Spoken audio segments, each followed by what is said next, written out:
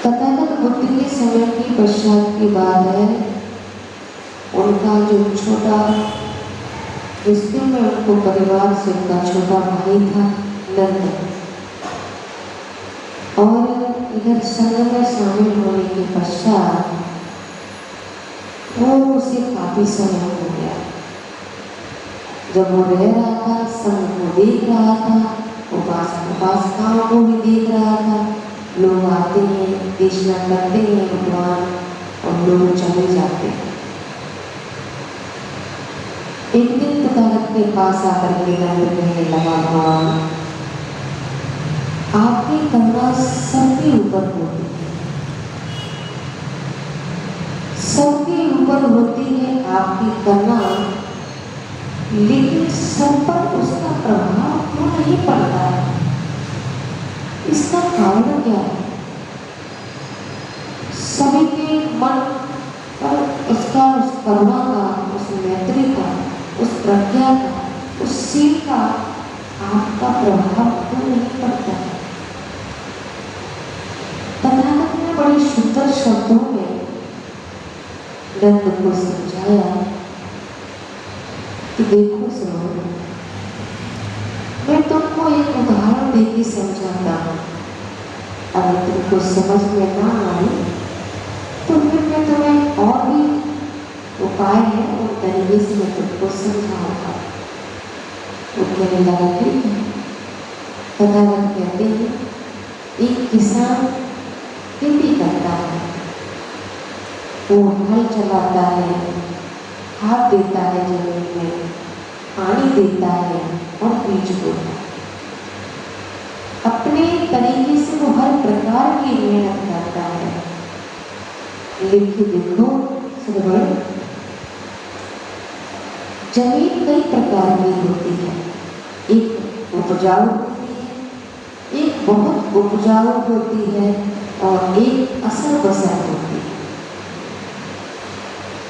जो उपजाऊ होती है और जो बहुत उपजाऊ होती है, उसमें खेती बहुत अच्छे तरीके से होती है, और जो उपजाऊ होती है उसमें मध्यम तरीके से होती है, और जो जमीन असर बसर होती है उसमें चाहे किसान कितना भी खाद डाले, कितना भी गुड़ाई कर ले, या कितना भी बीज चला ले, चाहे कितना भी अच्छे से अच्छा उसमें बीज डाले, लेकिन उसमें फसल होना बहुत मुश्किल है।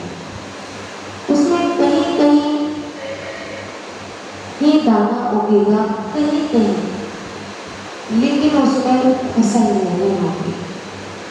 और जो उपजाऊ होती है उसमें मध्यम फसल होती है, जिससे वो कम संतुष्ट हो पाता है। लेकिन जो बहुत उपजाऊ जमीन होती है उसमें वो मेहनत तो करता है, लेकिन उसकी मेहनत का फल उसे बराबर मिलता है। तो वो मेहनत तो सब में कर रहा है, उपजाऊ में भी मेहनत करता है, बहुत उपजाऊ में भी करता है, और असर बसर में भी करता है। लेकिन किसान को सबसे ज़्यादा लाभ जो बहुत उपजाऊ जमीन होती है उसी पर प्रभाव पड़ता है किसान की मेहनत का। तो इसी प्रकार से मेरी करुणा, मेरी मैत्री, मेरा सबके लिए बराबर होता है। तो वही तो भगवान मैं कह रहा हूँ, आपकी करुणा सबके ऊपर होती है, लेकिन इसका असर सभी के ऊपर क्यों नहीं होता? अब मुझे समझ में आया कि व्यक्ति के मन का स्वभाव भी, व्यक्ति का जीवन भी इसी प्रकार से है, एक जमीन की तरह है। तो कुछ लोग ऐसे होते हैं जिनकी प्रज्ञा उत्पन्न होने में, उनकी प्रज्ञा जागने में बहुत कम समय लगता है, और वो बहुत जल्दी जाग जाते हैं, क्योंकि उनके कुशल कर्म बहुत ज़्यादा होते हैं। उनके कुशल कर्म अच्छे होते हैं, वो व्यक्ति धर्म के प्रभाव से बहुत जल्दी जाग जाते हैं। और जिनके कुशल अकुशल दोनों बराबर होते हैं वो मध्यम तरह से जानते हैं, और जिनके जीवन में केवल अकुशल ही भरा हुआ है, लेकिन उनको अविद्या की वजह से दिखाई नहीं देता, उनको लगता है कि हमारे जीवन में हम तो पूरा कुशल कर्मों से भरे हुए हैं, लेकिन वो पूरे के पूरे अकुशल कर्मों से भरे हुए होते हैं। उन पर धर्म का प्रभाव पड़ता ही नहीं। वो चाहे कितना भी धर्मों को श्रवण कर ले, वो चाहे कितने भी धर्मोपदेशों को सुने, चाहे कितने भी धर्म ग्रंथों का अध्ययन कर ले, उनके अंदर से अविद्या का नाश नहीं होता। उनके अंदर करुणा, मैत्री, प्रज्ञा या कहो कि उनके अंदर में धर्म का प्रभाव आता ही है। उनका जीवन केवल लोगों को दुख देने में, लोगों को पीड़ा देने में, लोगों की निंदा करने में, लोगों से घृणा करने में, लोगों पर क्रोध करने में और लोगों की हिंसा करने में ही उनका सारा जीवन निकल जाता है। अगर वो बाहर ना कर पाए, क्योंकि बाहर करेंगे तो लोग कहेंगे आप तो धर्म के अनुयायी हो, आप ऐसा क्यों कर रहे हो, तो वो घर में अपना प्रभाव दिखाएंगे। घर में जो परिवार के लोग हैं उन पर क्रोध करेंगे, उनको परेशान करेंगे, उनको बार बार कष्टाएं देंगे, त्रास करेंगे और उन पर क्रोध करेंगे और उसको बार बार अपमानित करते रहेंगे। तो चाहे बाहर करो या अंदर करो, अकुशल कर्म होता है। और हम सोचते हैं कि हम दुनिया से छिप करके अपने अकुशल कर्म करें और दुनिया को कुशल कर्म बनाने दें, तो ऐसा हो नहीं सकता है।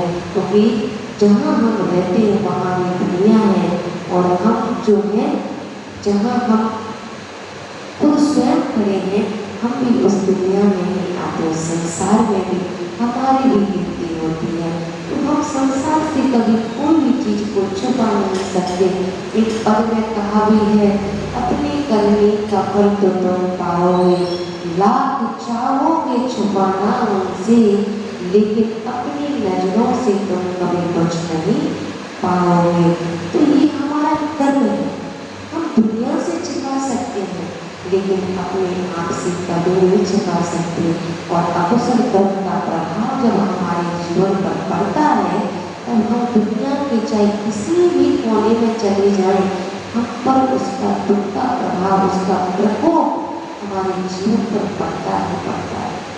तो हम चाहे किसी भी संप्रदाय में जाएं, किसी भी धर्म के अनुयायी हो जाए, चाहे कुछ भी करें, हमारे जीवन पर प्रकोप हमारे कर्म का पड़ता ही पड़ता है। इसलिए हमें बड़े ही सजग भाव से, सम्यक दृष्टि के साथ हमें कुशल कर्मों को अपने जीवन में करना चाहिए, क्योंकि कुशल कर्मों से ही हमारे जीवन में सुख और शांति का अनुभव होता है। तो इसके लिए हमें अपने मन को एकाग्र करने की आवश्यकता है। तथागत ने हमको बहुत सरल और सीधा रास्ता दिया है, आनापानसति का ध्यान। इससे हमें मन को एकाग्र करने की क्षमता हमारे अंदर में आती है। तो हम आनापानसति का ध्यान करेंगे, 20 मिनट के लिए बैठेंगे और अपने शरीर को एकदम सीधा रखेंगे। शरीर में कोई तनाव नहीं होना चाहिए, शरीर को ढीला भी रखना है और शरीर को सीधा भी रखना है।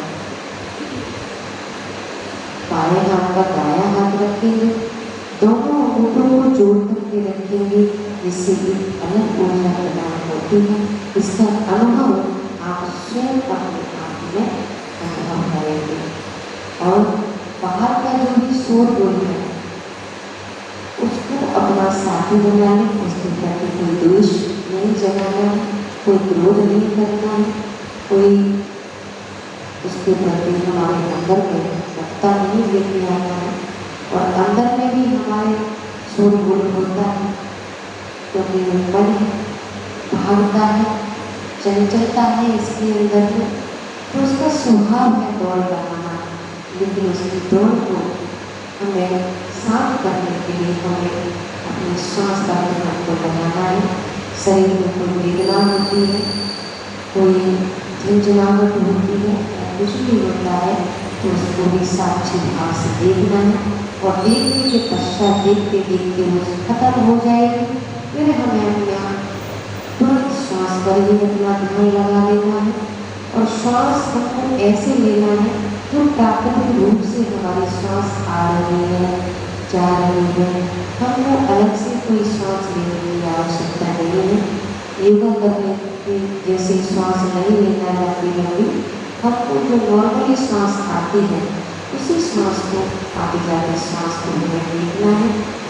और उसके जब हमारा मन शांत हो जाएगा और हमारा श्वास पर ध्यान केंद्रित हो जाएगा, आप अनुभव करेंगे, आप श्वास को बड़े ही सरल भाव से देख पाएंगे।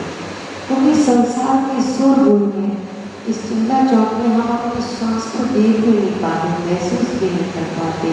लेकिन जब हमारा मन शांत होगा तो हम अपने श्वास को बड़ी बारीकी से देख पाएंगे, उसकी स्पर्श को महसूस कर पाएंगे। तो हम बैठे भी सकते हैं, अपने श्वास को देखेंगे साक्षियों के साथ।